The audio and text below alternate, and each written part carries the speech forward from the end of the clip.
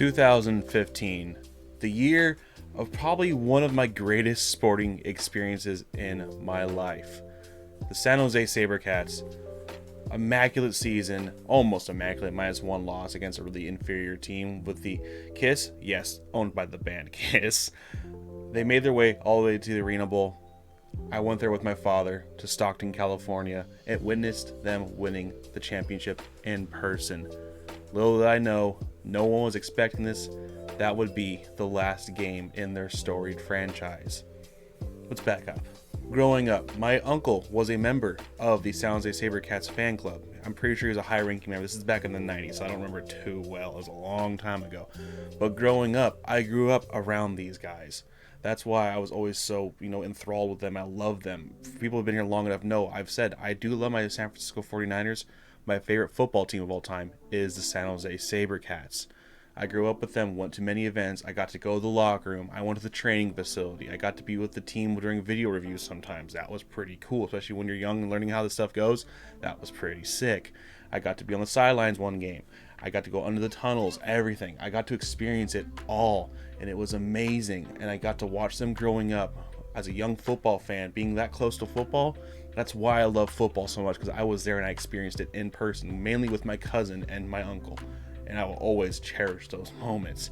And then late in the early 2000s to about 2008, I believe was the year it happened, was the first time the San Jose Sabercats went away. The league folded and there was no more football, and I was devastated.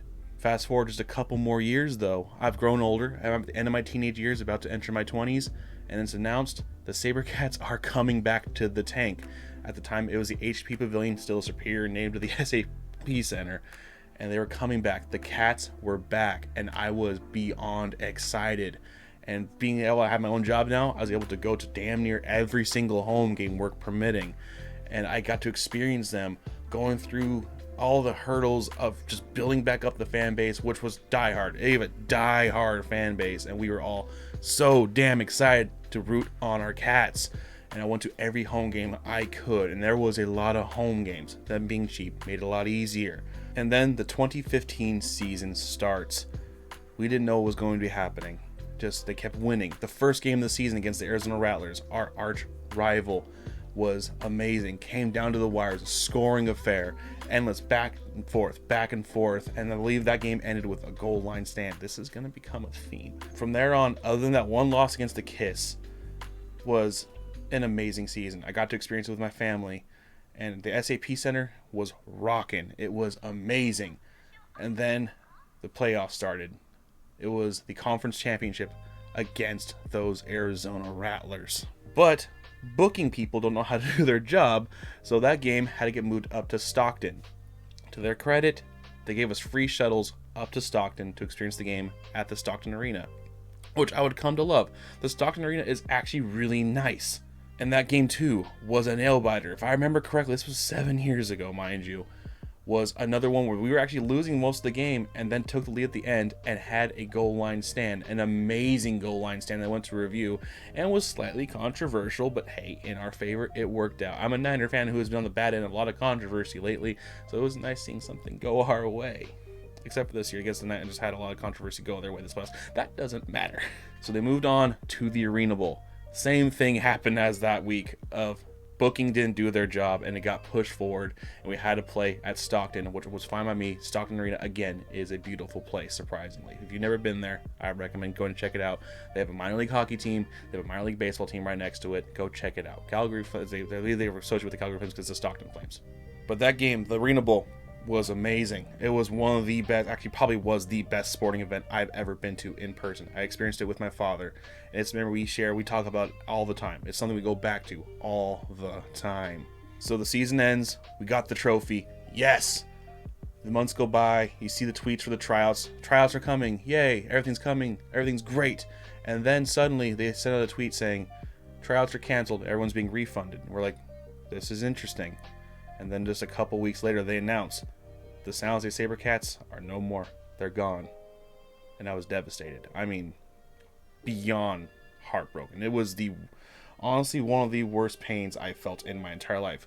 Sports fans know that when something, like when you're engrossed in sports, when you love sports and you're in sports culture, There's nothing worse. Like, I do feel for Raider fans. You know, you've been ditched, depending on which part you're at, 3 times. Oakland to LA to Oakland, now to Vegas. And I feel for you. But here's the thing. At least your team still exists. Sabercats don't. They were gone. Poof. Win the championship and off into the sunset. Now, there was controversy. There's reasons why people are suspecting they're gone. But in the whole entire league kind of went flop. So there I am, just left idle. Missing my football fix between the NFL season. And just craving arena football. I love, if you haven't been to an arena football game, it's intense. Picture just mixing the intensity of hockey with football, because people get smacked in the walls, go flying over walls, hard hits, because it's a really small field, and it's intense, and it's amazing, and it's fun, and it's something you have to experience, which, come in 2020, we find out. Words I thought I would never say in my life. Thank you, Marshawn Lynch. They announced that Oakland is going to be getting an indoor football team on the indoor football league, the Oakland Panthers. Never thought I'd say I'm a Panthers fan either. So I'm stoked. I'm like, oh my god, we're getting indoor football. This is going to be amazing. Holy crap. Sure, I have to commute to Oakland. That's gonna suck. But I will go to support a Bay Area indoor football team. I'm so excited. And then 2020 happened, and the whole thing was put on hold. And I fell under the rock. I thought I followed them on things. I thought I followed them on Twitter, Facebook, all that stuff. But I lost track. And then come this Sunday, I'm just sitting at home and I get a call. You need to see this commercial. I'm like, okay, what is this? Come to find out, they say, welcome back to the Bay Area indoor football. Here comes the Bay Area Panthers. We're like, okay, they changed the name. But what's this? Look into it. I somehow missed his announcement back in August. They announced they are going to be playing at the SAP Center, the home of the Cats. Oh, I lost my mind. I was going insane. I had not been that giddy and excited in as long as I can remember. Honestly, I don't know if I've ever been that excited. I jumped on the computer. I did all my research. I looked at the schedule. I looked at everything I could, engrossed myself in. It was taking it all in. Found out this league is also where the Rattlers went, which is amazing.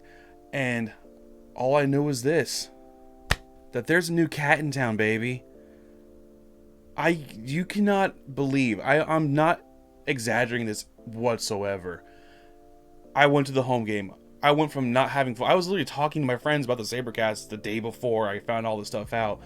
And to find out I'm going to a football game in the next day, going to experience the home opener of a new team in my favorite stadium, where the home of my favorite sports team of all time played, and it's still a cat.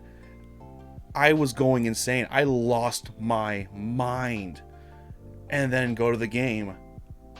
And it too was one of the best sporting experiences of my life. It was incredible.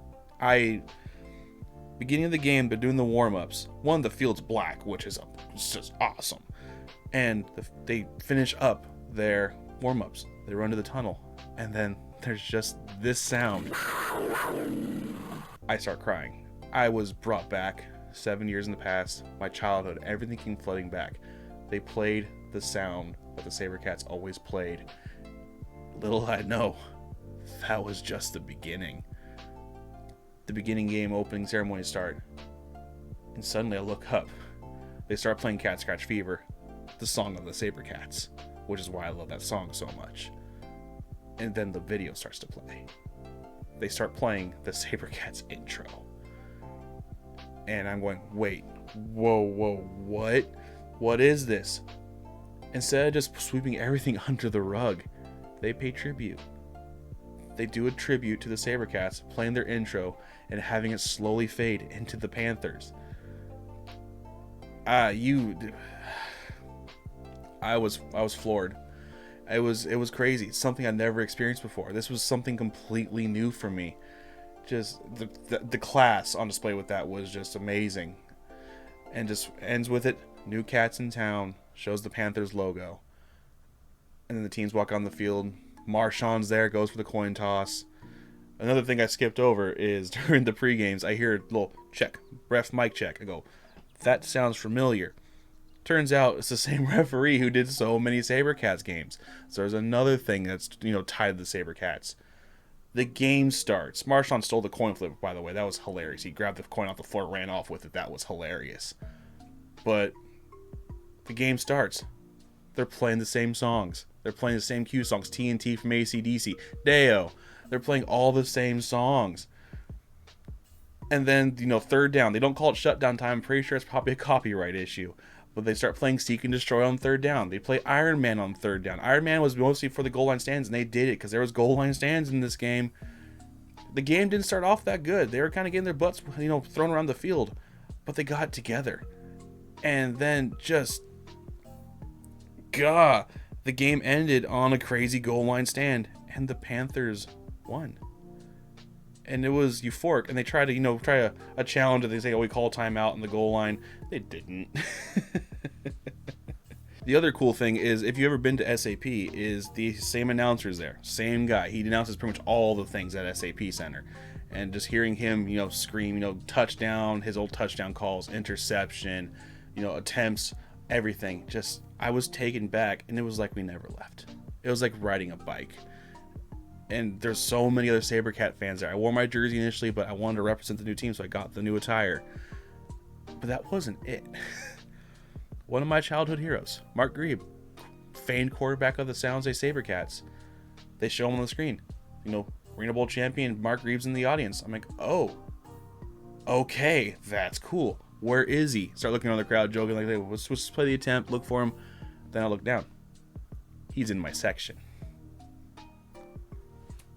That happened. I guess this side probably better. Whichever side I put it on. That happened. Last night was amazing.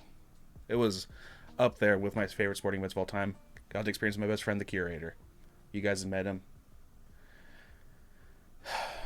So guys, if you love sports as much as I do, just please drop me a like. Let me know. Let me know your favorite sports stories down in the comments below. This is very different from my normal content. But I had to talk about this. This was, you see, I'm getting emotional right now talking about it. People who know sports and love sports, it's a passion. It's an escape from the real world. It's not a full escape. They still did a tribute to Ukraine, which was, great. It makes me happy, seeing they're actually acknowledging these things. But it's an escape from the real world just for, 3 hours a night, on a Monday night, no less. Going, hanging out with other crazy football fans, just having fun, watching a new team, but still feel like the old team. Especially with the fans there. I recognize fans in the stands. It's been 7 years, but there's people I recognize out there, especially the crazy ref shirt guys with the funky hair. I recognize guys from a mile away. This love for sports is why I started my sports channel. I transitioned Fenrirock Gaming into Fenrirock Sports. So if you guys like Fenrirock, please, or Fenrirock, if you guys like sports, please go subscribe to Fenrirock Sports. I'm gonna be ramping that up with MLB The Show coming out. I'm gonna pick up some more games. I'm gonna have many sport games going over there. So like I said, this is very different from my usual stuff, but this channel is about my passions, and my 3 passions really are music, gaming, but mostly sports. I'm a sports nut. I love sports. So I'm never gonna forget this. I'm going to go back to the next game's in 2 weeks here. They're televising all the games. They have a YouTube channel. They're going to stream the games on YouTube. So if you're interested, check it out. The IFL, Bay Area Panthers. Again, words I never thought I'd say. Thank you, Marshawn Lynch, from a Niners fan. That's saying a lot. Just like how much I love you guys. If you haven't done so, please consider subscribing. I have to go over to 1,000 subscribers. But until next time, the name is David. But you can call me Fenrirock. New cats in town, baby. This is going to be fun. Take care.